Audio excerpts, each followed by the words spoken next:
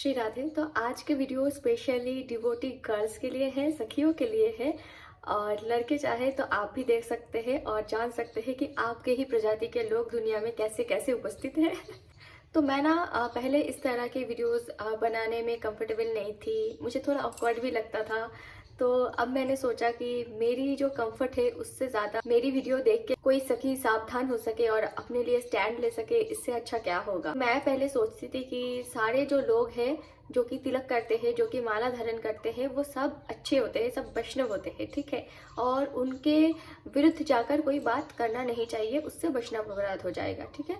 तो मैं ये सोचकर बहुत बार चुप रही हूँ। फिर बाद में धीरे धीरे मैंने अनुभव किया कि जो तिलक करके माला धारण करके उनका आचरण अगर सही नहीं है तो वो एक सच्चा वैष्णव है ही नहीं। और उनके गलत कर्म के विरुद्ध अगर हम कुछ बोलते हैं, हम अपने लिए स्टैंड लेते हैं, तो ये वैष्णव अपराध नहीं है। तो मैं क्योंकि तिलक करके कॉलेज वगैरह जाती थी तो मेरे साथ ऐसे बहुत सारे इंसिडेंट हुआ है। मैं फेसबुक पर भी बहुत एक्टिव थी तब, और सब लोग देखते थे कि एक कम उम्र की लड़की है, वेजिटेरियन है, तिलक करते हैं। तो ऐसा जो एक आप कह सकते हैं फेक जो वैष्णव बन के घूमते रहते हैं, इनसे मेरी बहुत बार भेंट हो चुकी है। और उसी में से एक छोटा सा इंसिडेंट आज मैं आप सबके साथ शेयर करूंगी। और जो लड़कियां मुझे देख रही है जो कि तिलक करते हैं, कॉलेज जाते हैं, स्कूल जाते हैं और मतलब अपने लिए लड़का भी ढूंढ रहे हैं, तो आप ऐसी घटना से आप कैसे दूर रह सकते हैं, आपके साथ ऐसा ना हो, इससे आप कैसे बच सकते हैं, इसके लिए भी मैं कुछ टिप्स शेयर करूंगी। तो मैं जब फर्स्ट ईयर में थी तभी मैंने ट्रेन से आना जाना शुरू किया। उससे पहले हम ट्रेन से मतलब आना जाना नहीं होता था, क्योंकि मैं नई नई थी, ट्रेन में आना जाना मेरा नया नया शुरू ही हुआ था। तो मुझे इतना पता नहीं था कि कैसे कैसे लोग ट्रेन में मिलते हैं। तो एक बार क्या हुआ, मैं लेडीज कंपार्टमेंट में बैठी थी और एक व्यक्ति जिनकी उम्र करीब करीब 35 से लेकर 40 तक की होगी, और क्योंकि उनको देख कर लग रहा था कि उम्र में बहुत बड़े हैं मुझसे, और तब मैं 18 की थी, तो वो ना डोनेशन मांग रही थी। और ट्रेन में जितने भी लोग थे किसी ने भी उनको एक पैसा भी नहीं दिया। और क्योंकि मैं तिलक करके गई थी तो स्वाभाविक है वो व्यक्ति मेरे पास आते हैं और मुझसे डोनेशन मांगते हैं, और मैं ना अपने सामर्थ्य के अनुसार मैं थोड़ा पैसा उनको दे देती हूँ। और तब जाके वो व्यक्ति मुझसे थोड़ा बातचीत करने लगते हैं, जैसा नॉर्मली करते हैं। मुझे वो तब नॉर्मल ही लगा था, ठीक है।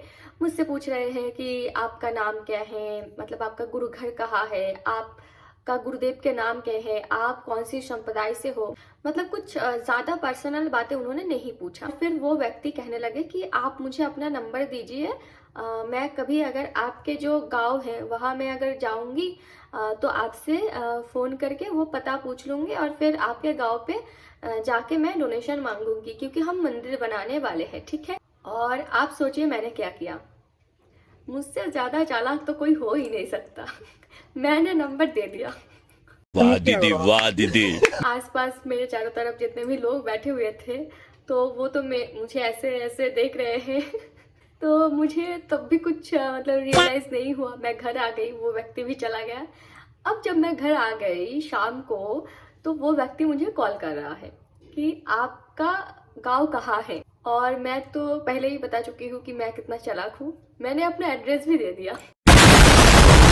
मतलब मैंने ये नहीं कहा कि इस गांव में मैं इस घर पे रहती हूँ, मैंने बस बताया कि आप इस स्टेशन पर उतर के ऐसे अगर टोटो या फिर ऑटो को बोलेंगे तो वो आपको मेरे गांव पे ले आएगा, ठीक है। और यहाँ आके आप डोनेशन मांग सकते हो। और तब मैंने उनको ये भी बता दिया कि मैं आपके साथ डोनेशन मांगने नहीं जा सकती, अगर आप आना चाहते हैं तो आप खुद से आपको मांगना पड़ेगा, मैं कोई हेल्प नहीं कर सकती, ठीक है।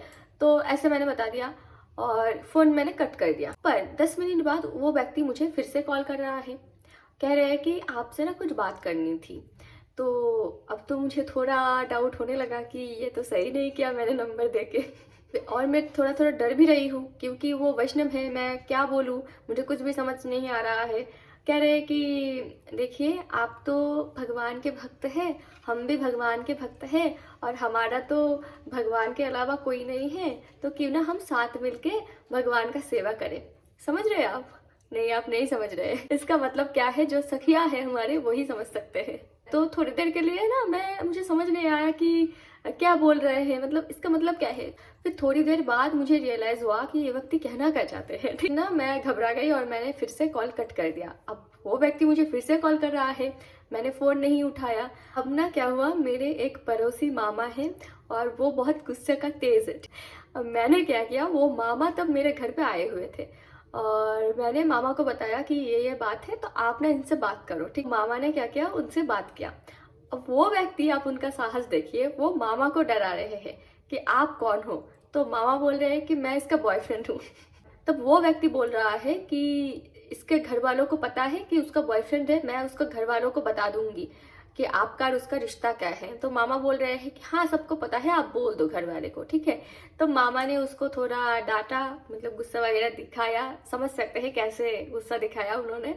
तब जाके उन्होंने फिर से कॉल नहीं किया। तो ये तो मैंने आपको एक छोटा सा इंसिडेंट बताया, भी बहुत बड़े बड़े इंसिडेंट मेरे साथ हुआ है। ये बात और भी ज्यादा बढ़ सकती थी, पर मैंने वहीं पे मामा को बता के फिनिश कर दिया। तो यहाँ पे मैं मानती हूँ कि मेरी भी कहीं ना कहीं गलती थी, मैंने उनको ऐसे ही नंबर दे दिया वैष्णव समझ के। तो अगर आप नए नए दीक्षित हुए हो, अगर आप तिलक माला करके कॉलेज जाते हो, आपको ये ऐसे कोई नंबर मांगते हैं डोनेशन के नाम पे वैष्णव वेश में आके, तो आप पहले तो आपको नंबर नहीं देना है। और फिर अगर वो व्यक्ति आपको परेशान कर रहा है तो तुरंत घर वालों को बताना है, ठीक है। अपने आप से वो प्रॉब्लम आप सॉल्व करने मत चाहिए और ये मत सोचिए कि मैंने तो नंबर देके गलत कर दिया, घर वाले मुझे डांटेंगे, ऐसा मत सोचिए। आपको तुरंत ही घर वाले को बताना है। हो सकता है कि वो व्यक्ति आपको कुछ और कह के डराए धमकाए, बात बहुत दूर तक मतलब पहुंच सकता है अगर आपने शुरू में ही स्टेप ना उठाया हो। और ये मत सोचिए कि इससे मेरा वैष्णव अपराध हो जाएगा।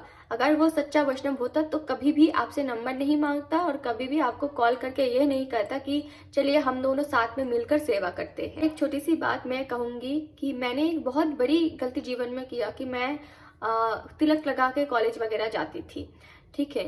तो मुझे लगता है ये थोड़ा दिखावा भी हो जाता है।